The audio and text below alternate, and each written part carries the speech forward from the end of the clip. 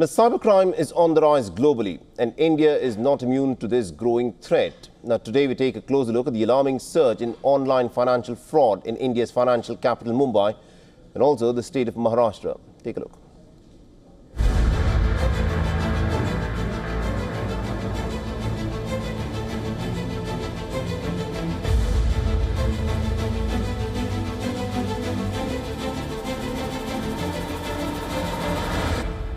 Cybercrime is on the rise globally, and India is not immune to this growing threat.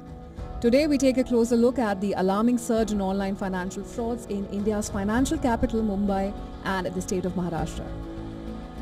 A 27-year-old woman from Mumbai who works with a foreign bank fell victim to an online scam, where fraudsters posed as employers, stole her personal details after a fake telephonic interview, and obtained loans worth 22 lakh rupees from 3 banks in her name. She's now facing a legal battle as the banks have filed charges against her. And then there was some accused who reached out to me on LinkedIn page, stating that he was from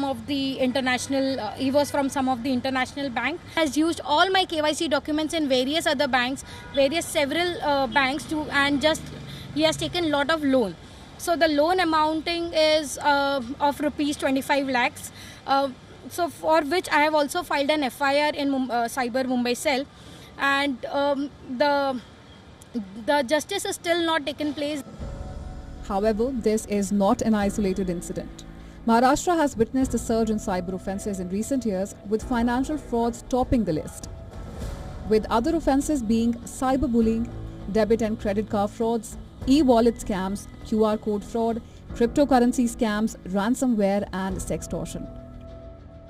Now, as per Economic Offences Wing, or EOW, over the past decade, financial frauds in Mumbai alone have affected 271,000 investors who were duped of 2.95 lakh crore rupees, which is approximately $36.87 million.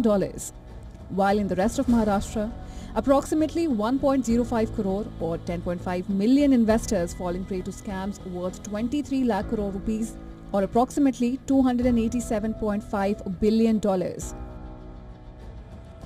The Maharashtra Cyber Cell attributes the surge in online financial frauds to widespread smartphone use, slow regulatory adaptation and limited public awareness. The law relating to cybercrime is not very clear and not up to date in India, because the IT Act, the Information Technology Act, which governs cybercrime, was last amended in 2008. However, the cybercrime firmament, if you see, has undergone a total change since 2008. So the 2008 law is silent on many types of cybercrimes like sextortion, like ransomware, like data theft, which don't find even a mention in the law. So this so-called lacuna is being exploited by cyber criminals because they feel that law will not catch up to them. What's even more concerning is that the conviction rate in Maharashtra is alarmingly low at just 8 to 9%. This is attributed to several factors, including cross-border operations, low detection rates and shortage of trained personnel. Disclosure of data by various social media platforms like Facebook, Meta, or some other platforms like Instagram, etc., is not very clear and not stringent.